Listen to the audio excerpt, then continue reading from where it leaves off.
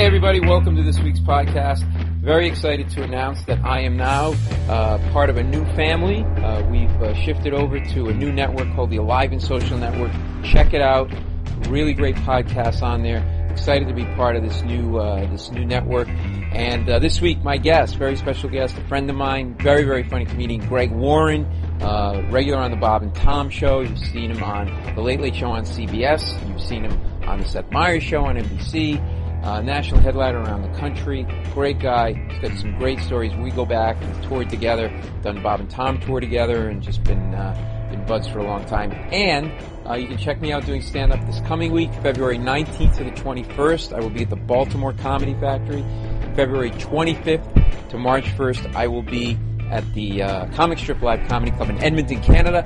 And March 4th through the 7th, I will be at the San Francisco Punchline. So if you're in those areas, come on and check me out. But most importantly, keep telling people about the podcast. Send it to your friends and family. We want to keep blowing this thing up. And now, a new era in the Paul Mercurio Show. New family, Alive and Social Network.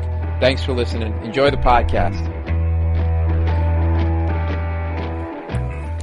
Hey everybody, welcome to this week's podcast. I am sitting here in New York City at the Comic Strip Comedy Club in a cold showroom with my good friend and very, very funny comedian and former West Point cadet who had his shirt dry cleaned, and I notice he still has the Staples tag on it. 33A? That's, number 33A. Yeah. I think that's the number of the inspector? That's it. That's a special Chinese man, 33A. He's good. Yeah. He's one of the best, exactly. From what I understand. Yeah. So I'm very impressed that Greg Warren went to the trouble of having his shirt pressed to be on the podcast. I did, yeah. Thanks, buddy. Thanks for being here. Greg Warren, everybody. It's good to be here. I'm also struggling with I got some tea. I like tea. The deli. I'm a big tea fan. But they have the sort of the cheap lid, not the Starbucks type lid, not the raised lid, the flat lid, and I've butchered it. So it's kind of you don't want to spill it on your shirt. You just had it clean. Yeah, I did. I did just have that you're gonna clean. You're gonna get 33A very upset. Yeah, he does good work, 33A. But you don't put milk or tea or anything in your. No, I'm a man's man. No, I can't. Actually, I like you can't tea. say there's nothing masculine about tea, so you can't be like, yeah, take my tea straight, like real men, like construction workers. No, you don't. You're British or gay. I think you're required to drink it as you sip it right now with that pinky finger out. Is that right? Yeah, I do think. Truth be told, coffee gives me really bad heartburn. Oh, really? I've never been able to drink coffee. I don't like the taste of coffee. It's too burned. I've never liked it. I sold coffee for 10 years. What do you mean you sold where? I worked for Proctor Gamble out of college. Oh, you did? Yeah, Folgers Coffee was one of my brands. So you would go to like restaurants and grocery and stores. Yeah, grocery stores, and towards the end, like bigger buying headquarters. So how do you get somebody to buy Folgers coffee? Like if they don't carry it, they're probably already carrying a bunch of coffee. I'm like, look, I don't. See, that right there is what everybody says. Like, okay, I'll role play. I'm busy. What do you want? Well, I can do you the 5-step selling process. Yes, go. Hi, Paul. It's good to see you. Hey, I thought today we'd talk a little bit about the coffee category. It's if you look at these charts right here, it's big and growing. By the way, every category. Okay, can I stop you right here? Yeah, sure. Not enough emotion. I'm not feeling that you're feeling it. But go ahead, keep going. Real quick, were you trained by Procter Gamble for 10 years? Just curious. Were you classic selling? Trained? Listen, I don't go out in public with dry cleaning tags on my shirt. That's so true. Maybe there's That's probably why I was stuck in middle management for for several years. So then you go through. What are the other steps? Real quick, if I can remember, you summarize the situation. Which is that coffee's. Usually you talk about the category. You talk about the trends in the category. So it's like some sort of insight that you've had. It's like, one of my favorite things is and none of it made sense to me. Okay, which is I'm sure Procter Gamble would want to hear. Yeah, none of it. Like one time they showed me this graph. This guy was like, "Look at this. This is amazing." Like every time we put Folgers 39 ounce on sale for $6.99, you can see that drives the Folgers business, but it also drives the category way up. So we had this intricate graph that showed every time Folgers went up, the category went way up. Well, and he was like really excited about this. I'm like, well, Folgers has like a 50 share or a 60 share of that category, so it's like obviously if half half the thing is on sale, then the whole thing's going to go up. Like that's like saying like when somebody every time somebody slices my wrist, I hurt. Like my body hurts. You know, like it's amazing. Yeah. Not sure why that is. Yeah. I don't. Yeah. So it summarizes the situation. Yeah. I don't know if I'm giving out private information here. No, nobody listens to this anyway. Okay, good. Actually, a big sponsor is Proctor Gamble. Is that right? But don't worry about it. Got a whole line of products. Oh wow. We're trying to get the Folgers category. They sold that brand, man. They don't have it anymore. They sold all the brands I had. I don't know. You're a brand killer. I am, yeah. So the next is state the main idea. You know, what I have today is I'd like you to carry the new Folgers singles. It's a tea bag type. I remember introducing this item. So it's like a single tea bag, but it's really coffee. I don't know if they still have it. Yeah. Okay. And then you. That's not a bad idea. Then you explain how it works. You know, sort of like, okay, here's what you do. You know, we have two different SKUs. The SKUs that's a standard stock keeping unit, I believe. That's like a industry. Oh, that's what SKU stands for? Yeah. See, I learned something. I've seen that thing when you buy. Yeah. All right. Okay. So so then I would explain how like okay, there's two of them. One is a 19 count, one is a 12 count, and this is what it's priced and all that stuff. And we got a couple. Then you reinforce key benefits. Okay? Ooh. Yeah. That's it. Yeah. What is a key benefit to me of buying Folgers? Well, if you're a grocery store owner, you'd say, "Hey, man, it's new, exciting news in the category, and we're going to be putting a lot of." Now, how do you say the words "new and exciting news" when you're talking about Folgers coffee? You got to really believe it, right? Well, obviously, I do. I mean, I don't know anybody that wouldn't. I can't. What's not exciting about a brand new item in the Folgers? You know, I like the brand tea bag leader. idea. Yeah. Well, obviously you don't like it very much because it came out about 20 years ago, and you just found out about it. Well, maybe that's on you and your brethren at Procter and Gamble for not being better at getting that word out. It could be. But those were the marketing guys. That wasn't. I wasn't a marketing guy. I was just. But wouldn't you get pushback? Because I grew up in a furniture store, and I would see my mother in action. My mother and father, particularly my mother. Guys would come in the middle of the day to try to sell new lines of furniture. She would just yell at the guys. She'd be like, "I'm busy now. I'm trying to sell. You can't come in on it. I told you." And the guy would like shrink. It was abusive. It was awful. Going to grocery stores was terrible. Going to like when you went to the headquarters, there's a little better because they made appointments and they usually had to see you. And that's kind of what they going do. to the grocery stores when you first started out, they hated it. It's like going into a war in the middle of a battlefield during a battle and with bullets and going, "Anybody need bullets? I got new bullets." Or, Yeah.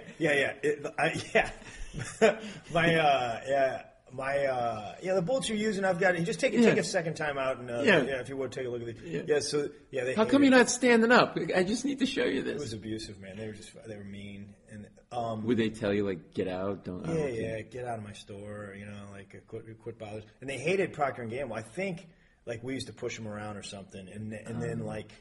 And we did have, like, I was in food beverage, which was kind of like the stepchild division. They had, like, big stuff like Tide. Like, soap was what we owned. So I think we pushed them around in soap a little bit, so they took it out on me.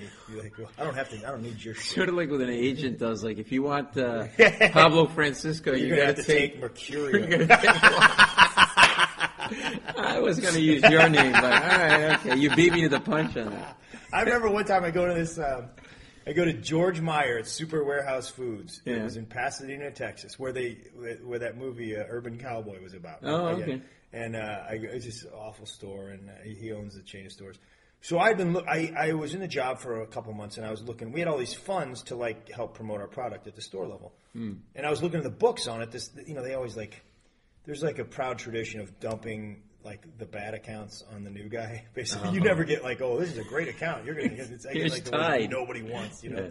Yeah. So I had Super Warehouse Foods, which is like 4 stores in Pasadena, Texas. So I go in there and I'm looking at the books and I'm like, I'm just a new guy, but it looks to me like if we keep giving him this deal that the guy before me gave him, we're going to be way in debt. Like we're going to be in a deficit situation. We don't have that much money to be giving him this deal. He was giving like $4 a case on Crisco oil or something like that. So I kept looking. I was like, but he's been doing it for a while. I must not know. So I finally, after like 2 weeks, I went to my boss. I'm like, hey, I don't know, man. This doesn't. He goes, you're right. He goes, you can't.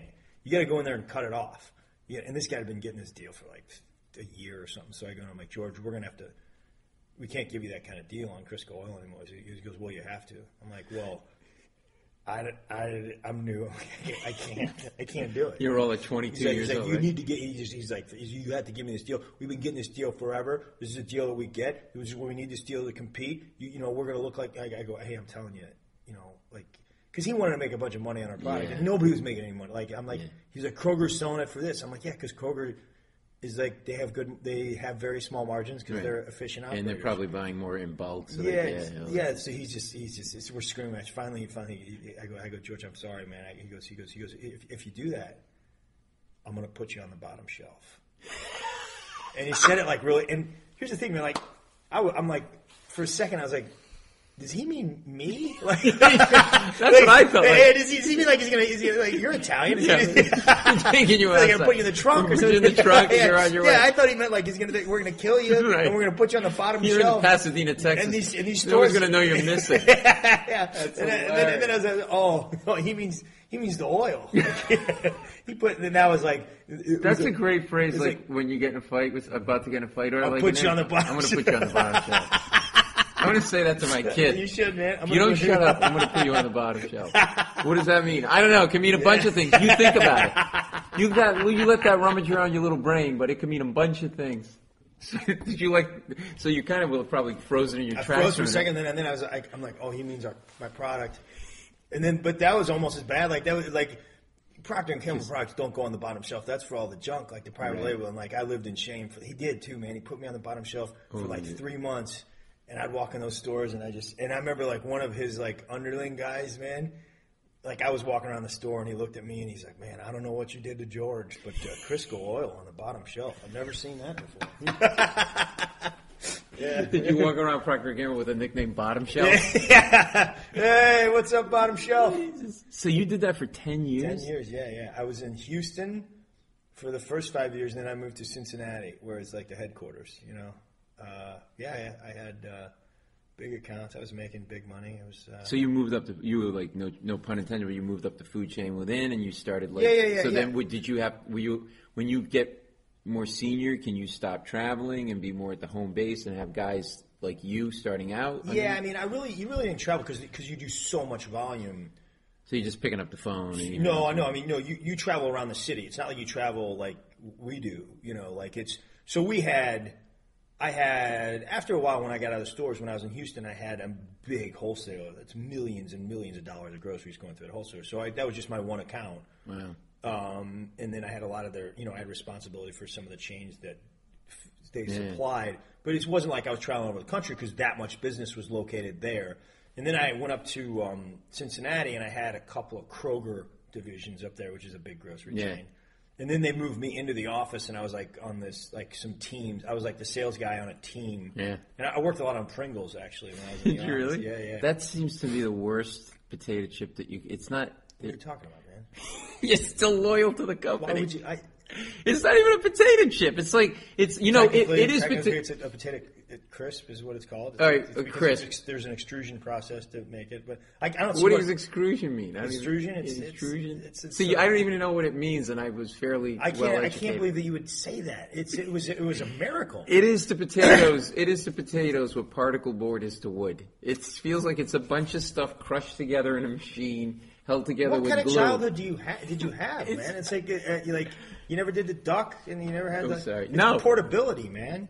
Portability is what you're selling there. It's the can. You could take it to the beach. You could take it to like picnics. You could take it around. You take a bag of chips is going to get all crunched up, and half of the stuff at the bottom is like crumbs, and the air itself in the bag. You look at a Pringles can. You pop a top. It's top to bottom Pringles, man. I wish the listeners could see your face. You are still in the selling for Procter & Gamble. You have not lost the passion. I'm not even selling here, man. I'm stating facts. I'm not selling. I'm just telling you. You want to know facts? You want to know about Pringles? About 80% of the business is done in that red can, that one red can original. Now, there's all kinds of other flavors. Number 2, what do you think that is? Sour cream and onion. Good job, man. Good job. What about the cheddar cheese? Cheeseums. See, you can't even call it cheese because it's not cheese. You have to call it cheeseums. Who uses the word cheeseums? I'm not sure. It's a brand. A year-old uses the word cheese. Brand, okay. I remember, like my favorite. They teach you these. Oh, the last part of the sales, the 5-step selling process was the close. So it's just like summarize the situation, state the main idea, explain how it works, reinforce key benefits, and then the close. It's the close. Well, that's the whole hard part is the close. Like that's the whole selling part. That's like saying, here's 900 steps to build a rocket ship, and step number 900 is build a rocket ship. It's like, it didn't make sense to me. I didn't ask any questions, but I just like, I'll sort of figure it out. How did you go into that, like out of college? Did you, like, were you a marketing major or I was something? a journalism major, actually, advertising journalism. But I just wanted a job. You went to school in Missouri, right? Yeah. And I read that you went to West Point for a while. 1 year, yeah, which I want to talk about in a minute. But sure. Which I couldn't figure out. Like, if you're in journalism, how do you end up in the Procter and Gamble? It really was. It was. I was in the advertising part of journalism, so okay. it wasn't. And I didn't want. I realized I didn't want to be a writer. I didn't want to write for the newspaper. Yeah. I took a class in it. And I just, for some reason, I didn't want to do it. Yeah. And then I wanted to. I don't know, man. I think I wanted to be in comedy, and I just didn't. I wish I would have done it back then. But I figured I needed to get a job. You must have done well if you got a job at a big company like that. Yeah, I had good grades. A buddy of mine worked there. A buddy of mine, a fraternity brother of mine in college. He still works there. He's a big shot there. But he got me an interview, and another girl that I knew had done an internship in the summer got me an interview. And I scored well on a test. It's like it was like almost taking like a little SAT test, and then you go to a couple interviews, and it was a good job to get back then. And then I would interview people later on, and I'm like, there's no way I would have never got hired now. Like the standards went up. Oh yeah, everything's like that. But it was a good job to get. Like you made good money, and they gave you a company car, and it was. Yeah. And so 10 years, you're like a vice president? No, I was not even close. No, I was. So but you were a failure, is what you're saying. How do you not not make vice president after 10 years? I don't. My failure does not limit itself to just Procter and Gamble. If you're calling me a failure. Yeah, overall, like we can take a lot. Yeah, it's not just there. No, you had to be great and really good in high school. You get into West Point, which is like incredibly hard I had to decent. I had good grades. Come on, you were a smart kid. You don't. Just get into but West like Point, not like the really like valedictorian type guys or anything like. Now, did you want to go, or was that something your parents said? Push. I know your dad's a wrestling coach, and Yeah, my dad. I could see a guy as a wrestling coach saying, "You should go to West Point." Or and he was in the he wasn't a big military guy, but he was in the Air Force for 4 years. I think here's the thing, man. I got recruited to wrestle there, and you wrestled in what weight class? In college, I was 150 and then 158. But I wrestled there. But my dad. He kind of nudged me in the direction. Here's the thing. I think I was impressed.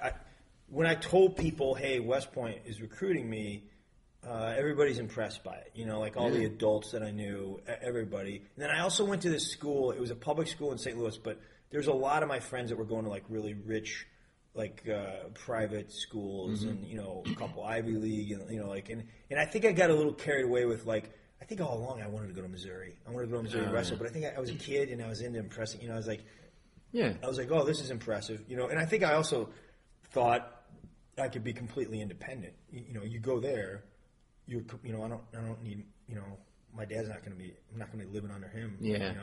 Whereas if you went to Missouri, you'd be probably living at home. I lived at home. I wouldn't live at home. I lived at home during college. Did you really? Sucked. Yeah, because I had to work in the family business, so I literally it was like going to a job. I had no on-campus relation. I literally would get my beat-up Nova. We lived 3 minutes from the college, Providence College. I would drive to school, go to class, maybe hang out a little bit, and then I'd have to go work in the store. Saturday mornings, get up with my father at like 6, deliver furniture all day. Jeez. So work in the store on Sundays. So there was a whole life on campus that the on-campus students had. You knew nothing about. I would occasionally go to like a beer thing, whatever, I'd hang out and shoot pool after some classes, but like I didn't really have that college experience, and I wish I did. I would never do that to my kids. So you're gonna let him. I remember at one time, just real quick, not to make this about me, but like, I'm living with I'm the youngest of 3 by 10 years. So my brother and sister have been out of the house for years. I'm like 19, 20, living at home with my mother and my father, who are high school educated. There's great people, but it's not like the kind of relationship I have with my son. We have a lot more in common than. So I decided, we have this like pretty nice house in Providence, and it's got a big basement. Half of it's finished with heat. And I'm like, and it's got its own back entrance. And I'm like, well, I just want my own like little space, right? So like if I want to come home late with some buddies, I can go around the back of the house and go in, or a girl or whatever. So one day I decided I'm just going to move my stuff downstairs. So I do. My father went bullshit. Like, my father went, like, I moved to Mexico. Like, he's literally like, what are you doing? Yeah. I'm not paying to heat this and upstairs. Move this stuff. Dishonored the family. Oh, my God. It was That's an Italian thing, though, right? It's it was, yeah, and like turned. My buddy Ray, he moved in with another buddy of mine after college, and his dad, Italian guy, owns a restaurant in St. Louis, and he was not happy. He said he thought it was dishonoring the family. He said the only way you leave in here is in a tuxedo or a casket. It's the only way you leave the house, man. But you were just going to the basement. I was going to the basement. So I had to move. I like negotiated that I could have my desk. Like I had some big old work desk, and so I used that as like a study room. So I would go down there to study, and then eventually could put like a little TV down there, and like a carpet, and like a hangout chair. But like I couldn't have my bed down there. Like it was the worst. That's funny, man. Yeah, it was just like crazy. So I know what you're saying though, but to me, if you're going to West Point, now did you have to like wrestle for them just so they could see? No, that's illegal, man. In recruiting. Yeah, you can't like do a tryout, but they know enough about you basically. In any sport. Any sport, yeah, you can't go do that. Now, I'm sure somebody does it, but you can't have a kid go on a recruiting trip and be like, okay, put the pads on, go out there, let's see what you got. I am learning so much. Tea bags of coffee. Yeah, all kinds of stuff. You go into the bottom shelf and you know. A lot of useless knowledge. So how was it? Your dad was your wrestling coach, right? Yeah, in high we school. talked about this, like, just hanging out. Yeah, down the road, yeah. What was, like, and by the way, Seth Meyers Greg recently did Seth Meyers. Hilariously funny. You probably know him, but GregWarrenComedy.com. Also, Late Late Show was with Craig Ferguson. He just did it again with his buddy Goodell. Gardell. Billy Gardell. Goodell. What did I say? Goodell. Goodell. Isn't that like a jockey or something? Listen, you don't correct the host. You just let me make the mistake. Sorry, Billy Gardell, hilarious. I'm Mike and Molly. And we go back to hanging out on Bob and Tom together and doing Bob and Tom tours. You're regular on Bob and Tom, so all over the place. So we'll do this again at the end of the thing where I plug the shit out of you. But anyway, so we've talked about the basement, man. It was nice. It had paneling. Remember the days when there was paneling? Yeah. We had paneling in our house. We had paneling down there. Yeah. And a red carpet and like a partial drop ceiling. The only partial, like you didn't want to do the whole basement, so like part of it. Yeah. And then you had to walk through my little area to go do laundry. So my mother would walk through. I had there was zero privacy, like zero. That's hilarious. You did that through college, man. Yeah, and then I was like, I'm out. Where'd you go to college?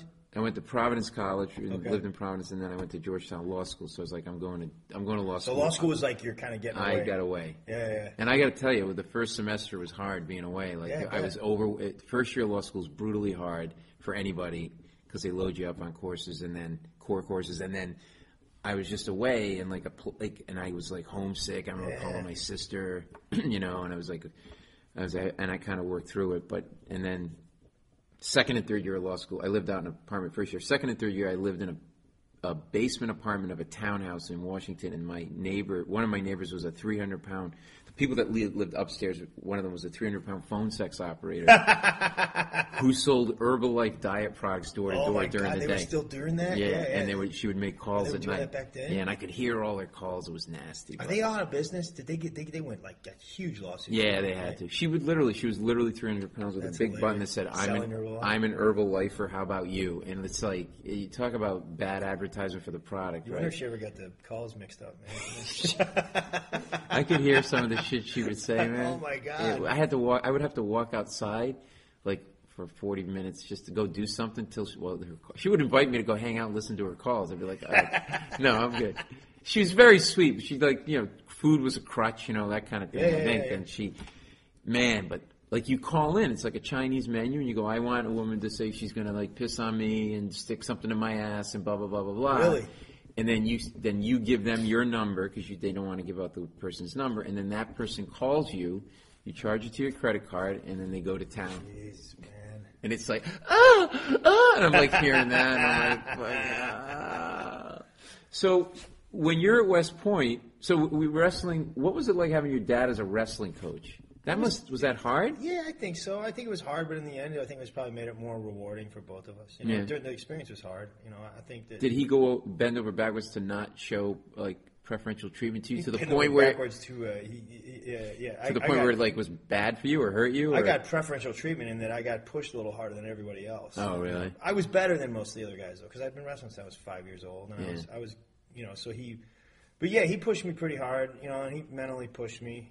I talk about it, like I have a bit about it where I'm like, I mean, he was still a good dad, like he's still supportive. He wasn't abusive. He wasn't great Santini or anything, but he was pretty tough. Right. But people are always like, oh, your dad was your, like he must have pushed you, like that must have sucked. I'm like, yeah, he pushed me in sports. Like it's sort of a normal thing to push your kids in. I mean, there's people out there who spend their whole lives trying to find Bigfoot.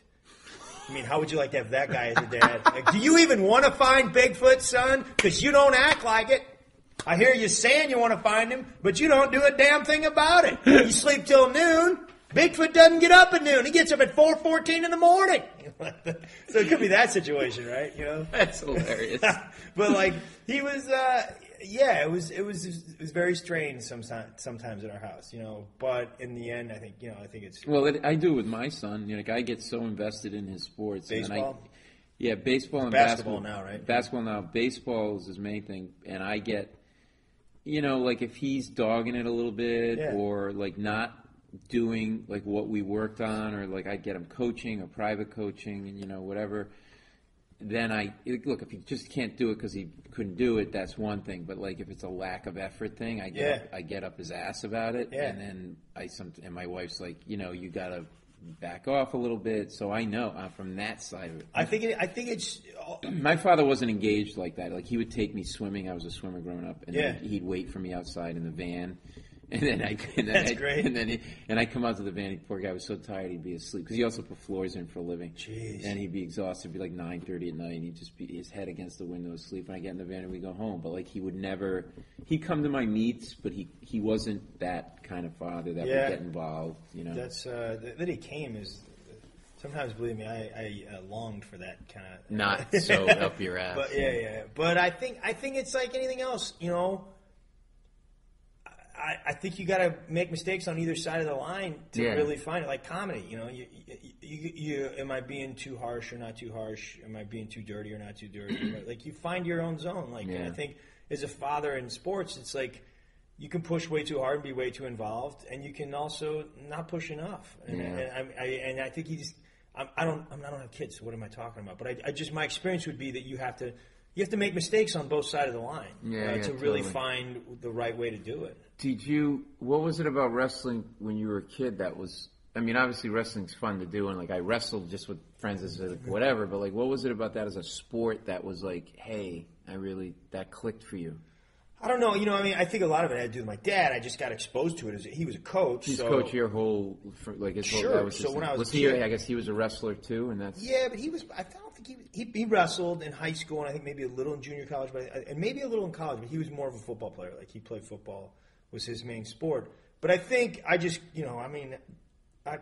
was around it when I was a kid, like 2, and then I think I started wrestling when I was 6 or something. Wow. And I think. I was good at it early, and then when you kind of sort of you migrate to what you're good at, and I was in Little League I was always really good, and I was one of the better kids. And then when you get to high school, it's a little harder, and I think it happens. You mean baseball? No, Just wrestling. Wrestling. I mean, I think when I got to high school, I think in any sport. There's at some point, and a lot of times I think it happens around 8th or 9th grade, when you start coming up against your limitations. And I think that's a valuable lesson to learn. It's like, wait a minute, I used to just win without doing anything. Mm-hmm. Now I have to go work at it. And then I did. I loved it. It was never work.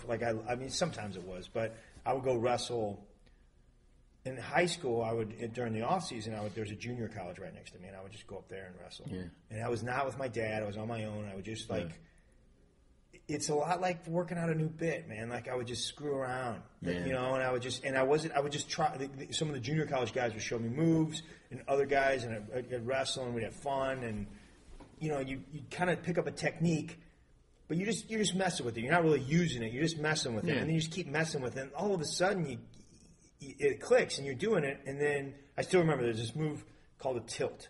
The tilt, yeah, the tilt. So it's like it's a sexual move, isn't it? No, it's not a sexual move. It's not a sexual. What I do on my wife, but go Is ahead. that right? No. Yeah. The tilt. That's right. not a sexual move either. Wait. Hello. So I remember I was at the JUCO, like I think this was the year before my junior year in high school, and I would go up there and I'd screw around, and they showed it to me. Some of the junior college guys and the junior college coach, and I was just messing with it, you know, just for fun. Honestly, we were just screwing around.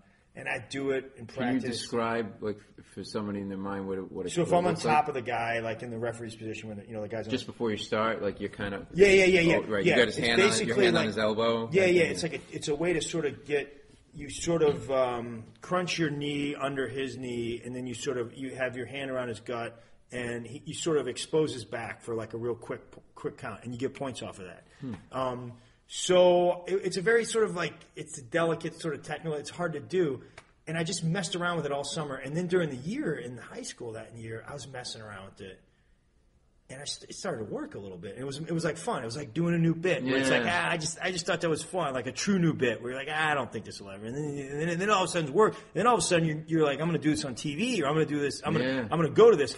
Well, I was in the semifinals of the state tournament that year, and I was wrestling this guy named Mike Scheller. He was older than me. He was bigger than me. He was undefeated. He was favored heavily, and I wasn't that kind of like, I'm going to win every match. I was like, I don't know if I can take this guy. I just was honest. I was like, so I was wrestling him, and I was losing, and I just started. I wasn't even thinking. I was just screwing around with that tilt, and I racked up like 12 points with that stupid tilt.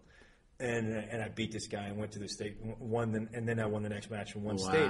But it was like one of those things, like, I really think about that like comedy. It's weird, the parallel. But you're saying you took something good from the sport world and the world of sports. Yeah, and I think it's a life similar to comedy when when it's like you got to have fun. It's fun to do TV. It's fun to do big shows like the Paul Mercurio podcast. Okay, so that was sarcastic. It wasn't. No, but it's like, but you got to enjoy with like, I got this idea for something that bothered me today, and I'm gonna.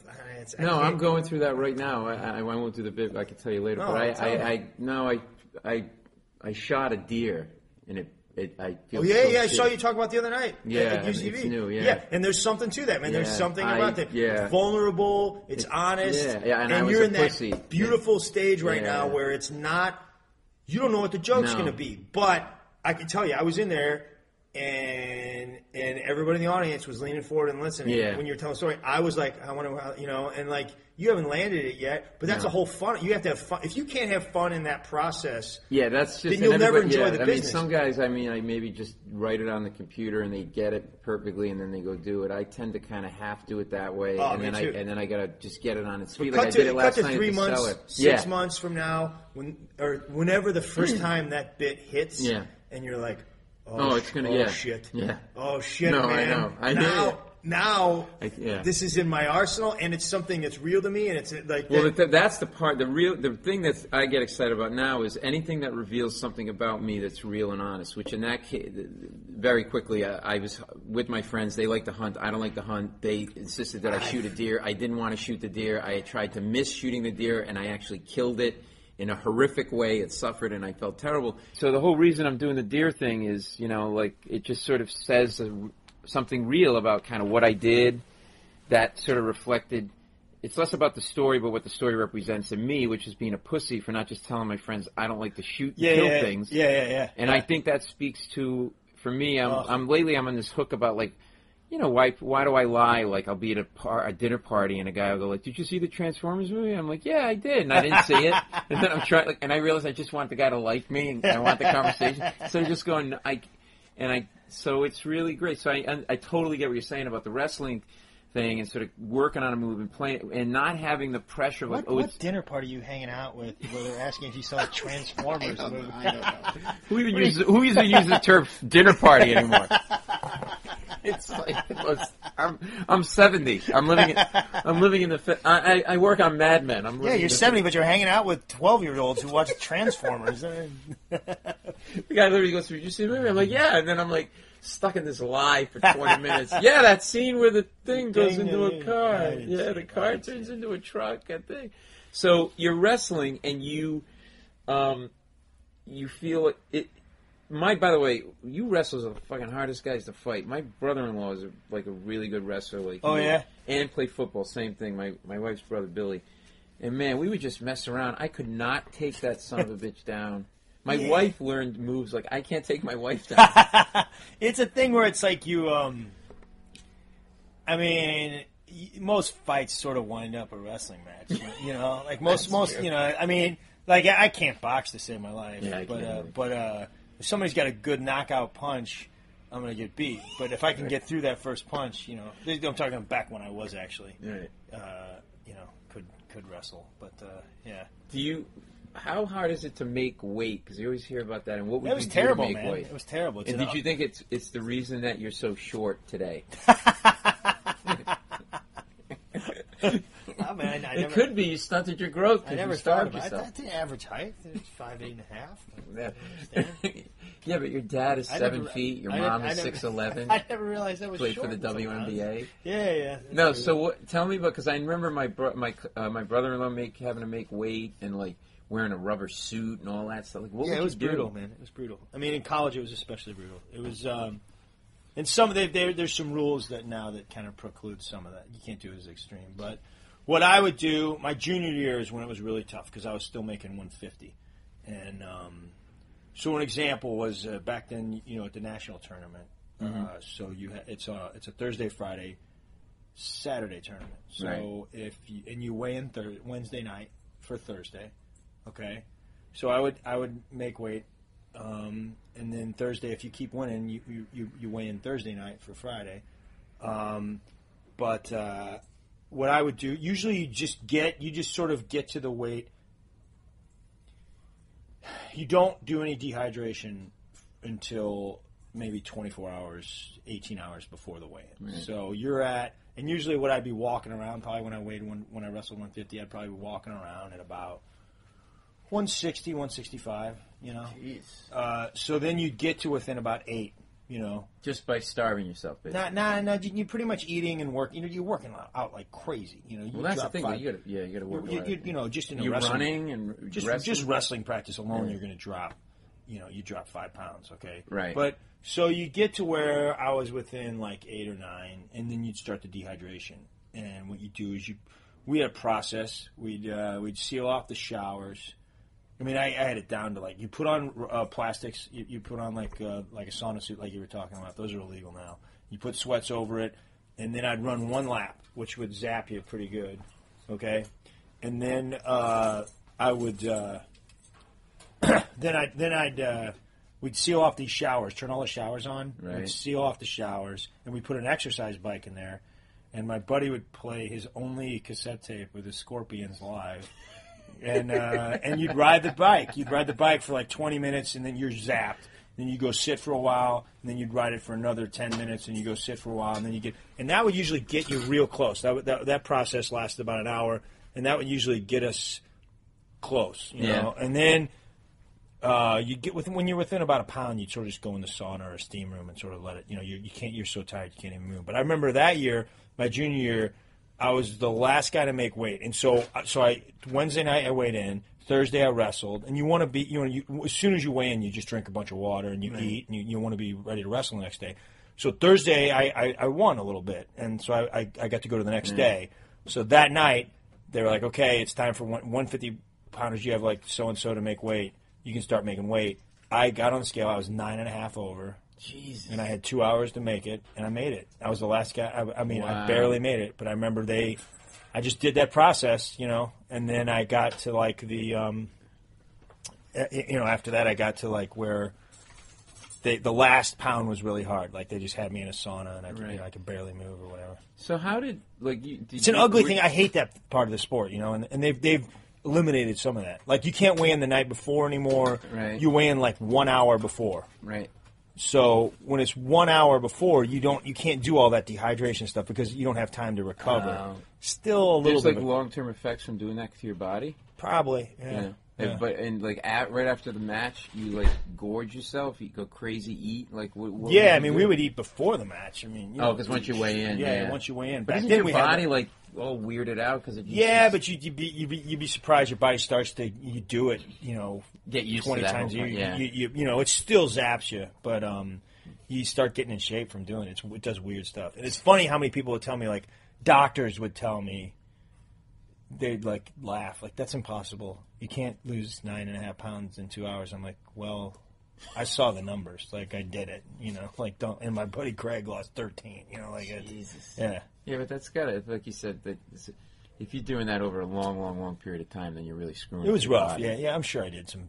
So now, where does comedy come in for you? Like, were you? Because you talked when you mentioned earlier when we were talking, like that you should have just gone into comedy then. Like, were you thinking about it or doing it in college? Was it out of college? Yeah, I mean, I was always like sort of I was that annoying guy that, like, I think all of us were in high school. You needed an outlet because now we have an outlet and we're a little easier to deal with when we're not on stage because you have. But I was like always looking to be the center of attention, and I just didn't know about this kind of stuff. And then that you don't come off that way to me because when we hang out, you're one of the guys I really like to hang out with because you're not, we know a lot of comics that can be like socially dysfunctional who just make, even to this day, like will make the conversation all about them 24/7 and they try and you're not one of those guys. You're like normal to me, so I don't see I think it's also because we're older. I think both of us have understood that it's just not going to work out. That's very true. Well.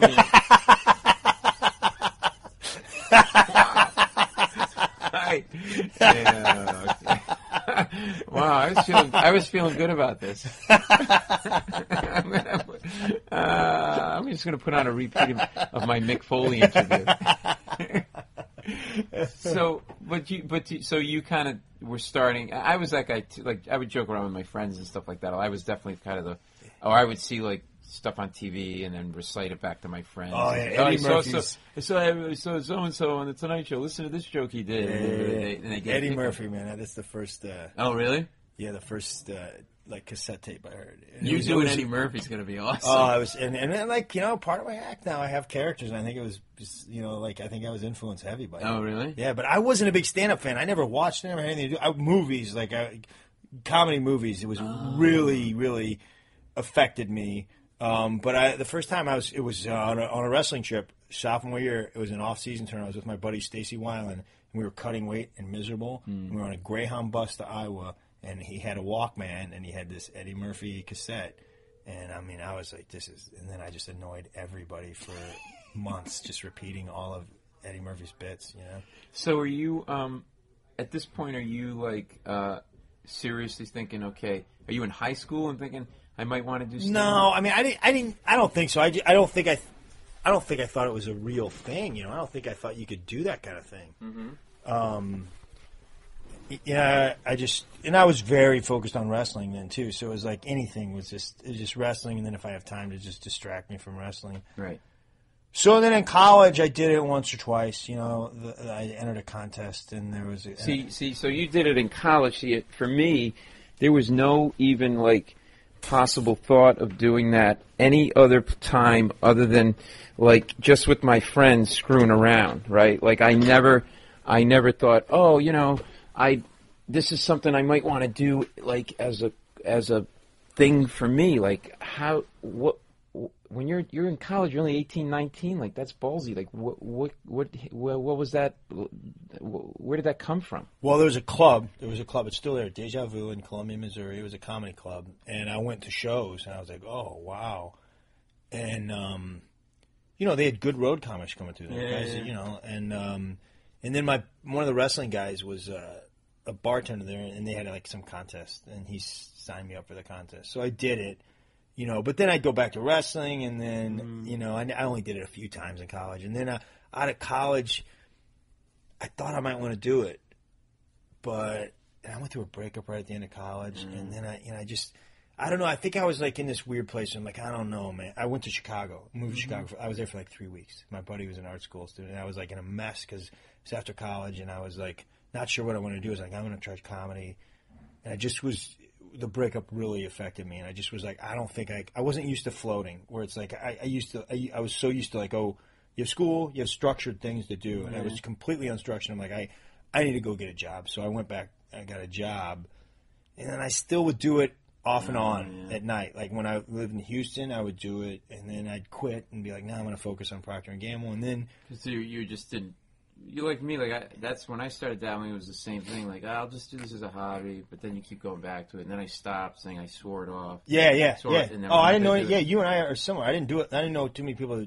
Everybody always asks me, like, most comics, like, I started comedy on this day, so and so. I'm like, and they're always like, when did you start? I'm like, I don't know, man. I started and stopped 9 times before, right around 96, right when I left Houston to go to Ohio. I was like, I was doing it.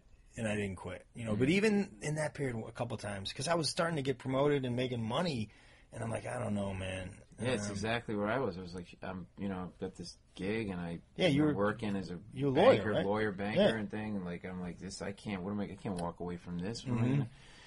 And it was like so hard because, but I would, then you get that laugh, and do you remember like the first laugh or the first set that like was like a little eye opening for you? Where you're like, I'm kind of hooked, or did it like happen over time for you? Over time, but I do remember when I knew I probably was going to leave. When I was, I was always the first guy. You were in the city, right? Yeah. So in the road, though, it's just 3 comics. It's a host, a feature, and a headliner, and I was always the host. Right. Because I was the local guy, and it's a hard thing to do. You got to be a host. And they're eating and whatever. And it was a friend that common friend of both of ours, Lisa Grigsby, had a club in Dayton, Ohio, and I was living in Cincinnati. And I would work a lot for her.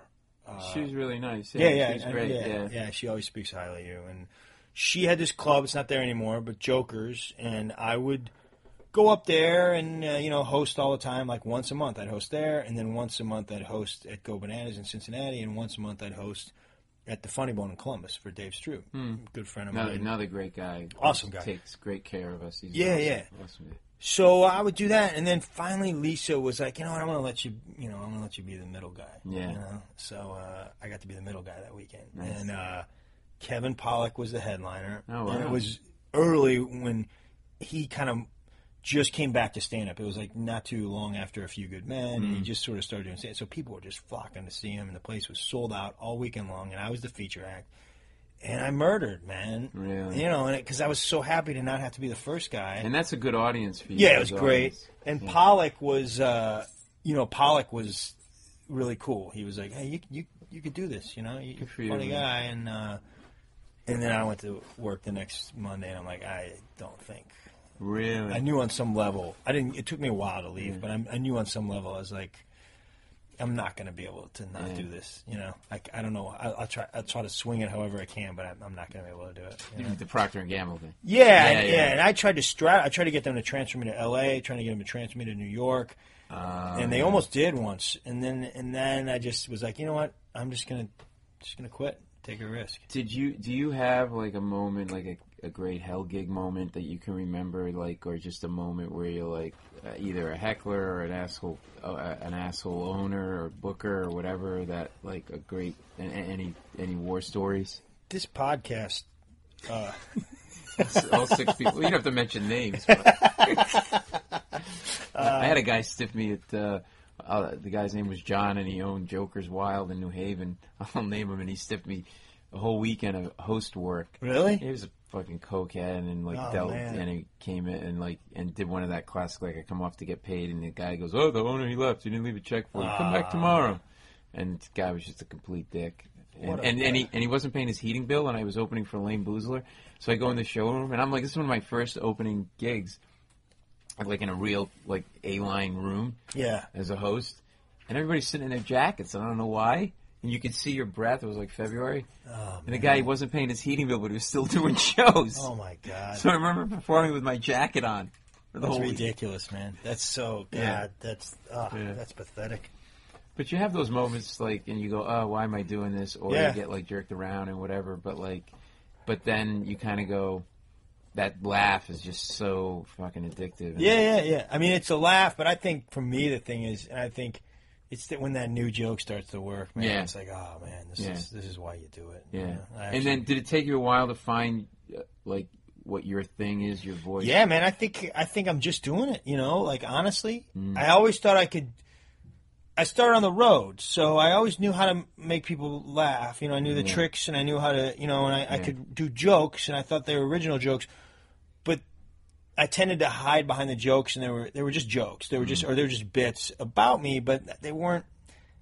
I don't know, the manner in which I delivered them was not very consistent and not very authentic and not very interesting. And like I think in the last 4 or 5 years, it's starting to finally like, oh, okay, this is who I am. Meaning you're talking about more personal stuff, deeper stuff, like your failure as a Procter Gamble employee. I mean, I always talk. Yeah, I think a little bit of that, but now it's like just the manner in which I tell it. I think it's a little somewhat more conversational. Yeah, well, it's really hard to be conversational. Everybody thinks, oh, you just go up and you. It's like really a weird thing to be in front of people. It's a weird thing. And we have certain rooms that we're more comfortable in than others, and.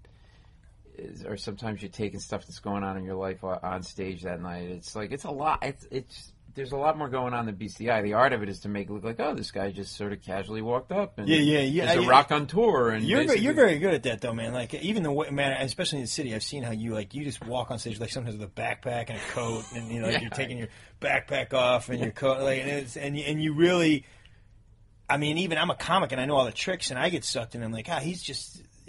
Well, there are. It's funny because there aren't any tricks anymore. Because I got tired of like feeling like I had to do a certain thing a certain way. Like sometimes I'll talk to the audience, sometimes I won't, and I just started to kind of just look. If I've got to do like a set for TV or I got a certain thing I got to do, then I know I got to do A, B, C, and D in this order. But what I find, like we were talking about, like the wrestling thing and figuring out the tilt move, and like for the joke is for me. I'm better, and my wife always reminds me, just do whatever you want to do. Like, so I'll go up with the plan to talk about coffee cups and shoes, but then I start talking about the deer story, because in that moment, something in me, my head, my whatever, wanted me to go there. Yeah. I think earlier on, I'd be like, no, I got to stick to my plan to talk about coffee cups, and it just wouldn't work as well. Right. I think I found the freedom in it of like just... This the whole reason I'm doing this, and the whole reason you left a high-powered job and I did was to have the freedom to fucking do what we want to do. We want to tell a joke. So I stopped having rules about some of that stuff, and I think it helped me anyway, like in sort of some of my shows or in writing and stuff like that. It's still the thing. The joke always feels like it's never done, though. You know, which drives me a little crazy. Yeah. I think you and I are like we're kind of goal-oriented and with structure and this and that and whatever. And you do feel like, but the joke could always be better, I guess. I don't know. The worst is, I mean, most of us have is like when you record something on a CD, or you put it on TV or something, and then 2 months later, you're like, I just figured out a way to make that joke way better. I know. And now it's out there in this imperfect form. You know, it's like, it's not done, and I did it. Well, where are you going to be on the road? Plug where you're going to be around so people can see you. Where am I going to be, man? I don't know. I don't even know, because I'm going to be at Rooster Teeth Feathers in a couple weeks. I'll be in Columbia, Missouri, at Deja Vu, that club I was talking about, first weekend of March. And I'll be at Rooster Teeth Feathers, which is in Silicon Valley.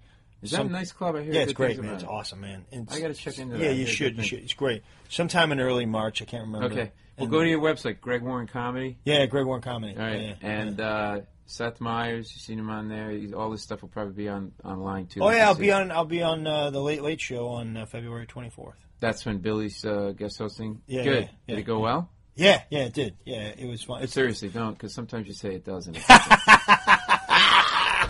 My good buddy Greg Warren, awesome man. Hey, listen, you should get your pants dry cleaned too, because I don't see any tags. No on tags. It. You're right, man.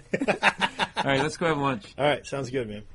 All right, that was my good buddy Greg Warren. So you learned about his dry cleaning habits, Pringles, and what it means to be put on the bottom shelf. So you get a new term you can use with your friends when you want to be tough. Excited to be part of the new Alive and Social Network. Check out the other podcasts there, some really great stuff. And check me out doing stand-up. This coming week, I'm going to be at the Baltimore Comedy Factory, February 19th to the 21st. February 25th to March 1st, I will be at the Comic Strip Live Comedy Club in Edmonton, Canada. And March 4th to the 7th, I will be at the San Francisco Punchline. And keep spreading the love about this podcast. It's coming. It's a monster. It's growing. Tell your friends. Tell your family. Tell your priest. Tell your rabbi. Tell your guru. Whatever you got. All right, people. See you next week.